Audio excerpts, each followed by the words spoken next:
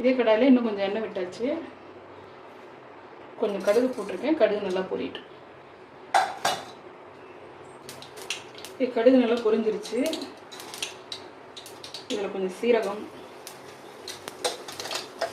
கொஞ்சம் உளுத்தம்பருப்பு, கொஞ்சம் கடலைப்பருப்பு இதை சேர்த்து நல்லா கொஞ்சம் பொரிச்சுக்கலாம்.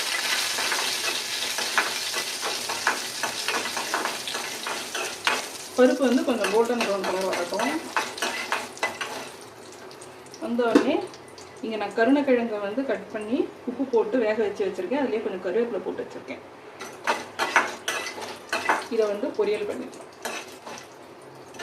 ஸோ பார்த்தாலே தெரியும் பருப்பு வந்து கோல்டன் கலரில் வந்துடுச்சு. இப்போ இது கூட இதை சேர்த்துக்கலாம்.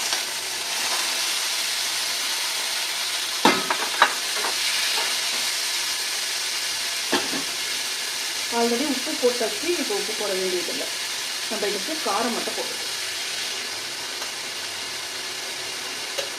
நான் மிளகாவும் தனியாகவும் அரைச்சி வச்சுருக்கேன். அதுதான் போடுறேன். ஒரு 2 ஸ்பூன் அளவுக்கு போட்டுக்கிறேன். இது கொஞ்சம் காரமாக இருந்தால் நல்லாயிருக்கும். சரி,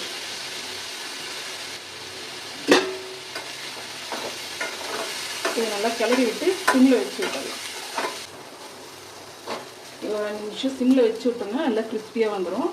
ஸோ கருணக்கிழங்கு பொரியலும் ரெடி ஆகிடும். கோஸ்கிழங்கு பொரியல் கூட உங்களுக்கு ஆப்ஷனல், உங்களுக்கு பிடிக்கும்னா கொஞ்சமாக தேங்காய் சேர்த்துக்கலாம். நான் வந்து இந்த கோஸ் பொரியலுக்கு போட்ட தேங்காய் வந்து மீதி இருக்குது. அதனால் இதில் கொஞ்சம் சேர்த்துக்கிறேன். இது ஆப்ஷனல் தான். உங்களுக்கு விருப்பப்பட்டால் நீங்கள் சேர்த்துக்கலாம், இல்லையா விட்டுடலாம். எனக்கு எல்லாத்துலேயுமே தேங்காய் சேர்த்தா பிடிக்கும். அதே மாதிரி உங்களுக்கும் பிடிக்கும்னா நீங்கள் சேர்த்துக்கோங்க. டேஸ்ட் நல்லாயிருக்கும்.